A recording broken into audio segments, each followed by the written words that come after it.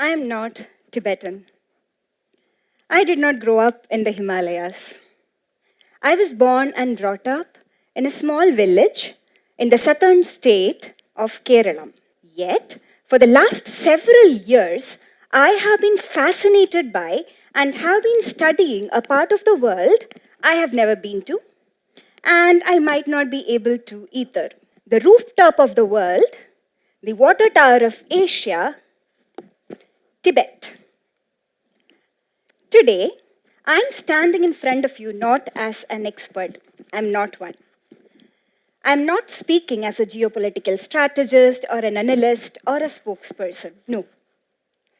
Today, I'm standing here as someone who chose to listen, who chose to remember. As a proud and ambitious humanities scholar who found in literature a window into the lives, memories, and futures of a community in exile. As a passionate reader with strong conviction that as long as stories are told and retold, shared and reshared, Tibet continues to live on.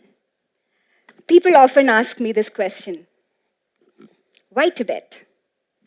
Trust me when I say this, I have asked myself this question a hundred of times too. Why would someone spend years reading the literature of a place they have never visited? Why try to understand the memories of a people for most of whom homeland lies only in stories? Why is it important to read, listen to, and understand the stories that this community has to share with the world? I pursued my bachelor's and master's in English language and literature because I believed in the power of stories and storytelling, the way in which narratives shape our understanding of people, places, and histories. My first encounter with Tibet happened back in 2013 when I went to Majnu Ka Tila with a few of my friends. For those who do not know what Majnu Ka Tila is, it's a Tibetan settlement on the banks of Yamuna in Delhi. So it was an impromptu visit to have momo and luffing from the TD restaurant to what was popularly known as Little Tibet. But for some strange reason, that experience stayed with me. I went on to learn the basics of research and policy research from Center for Public Policy Research and Foundation for Democratic Reforms, and I found myself increasingly drawn towards the larger questions of refugees and displacement. Later, I joined Tibet Rights Collective, which is an NGO based in Delhi, where I worked alongside Tibetans for around 2 years. They took me to McLeodganj and Dharamshala, the de facto capital of the Tibetans in exile. They showed me the Kashag, the parliament of the Tibetan government in exile, TIPA, which is Tibetan Institute of Performing Arts, the Tibet Museum, and the monasteries. They invited me home. I went to Bailakuppe, which is in Karnataka and is one of the largest Tibetan settlements in exile, where they shared not just food with me, but also a lot of stories of their lives in exile. They took me to TCV schools, Tibetan Children Village Schools, which are basically schools established in exile to cater specifically to the Tibetan children who are escaping from Tibet. Here, I noticed something remarkable. Many of the Tibetans that I met and interacted with were born in exile. They had never been to Tibet.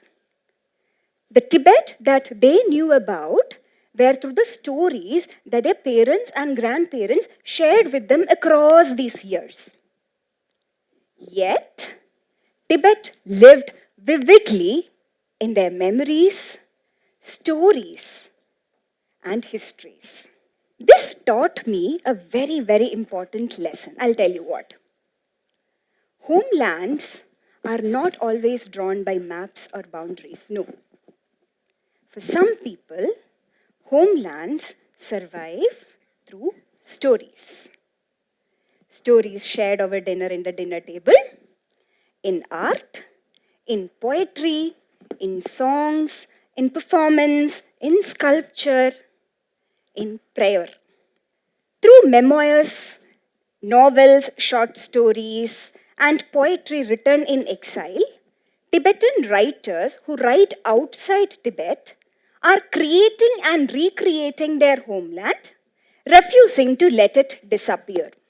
For me, Tibetan writing in English offered a window to have a glimpse of their lives in exile, where past is constantly remembered, present is constantly negotiated, and their uncertain future is constantly imagined and reimagined.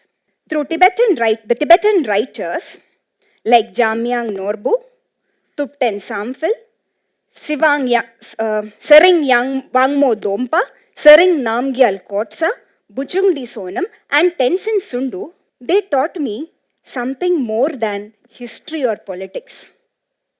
They taught me that statelessness is a painful reality. Exile is not something that can be deciphered using the literary theories or the theoretical frameworks that political science may offer us. No, it is not a romanticized way of looking at life. It is a painful reality. It hurts emotionally, it hurts physically, and it hurts psychologically. But let me be very clear about this. I do not claim that I understand their reality completely. I do not claim that I understand their pain completely. I would never be able to do that, for I am someone who is standing at the margins, trying to understand their reality, trying to listen to their stories, not from within. No, I am standing at the edges, trying to listen to their stories. Through the edges, these stories reach me, and it is only through these edges that I'm trying to understand their reality. But I stand there with strong conviction that if we try to understand at least half of what they go through in their daily life, we would be looking at the world in a very different light. The world would be a very different place. They taught me the art of resilience. They taught me the power of waiting and patience.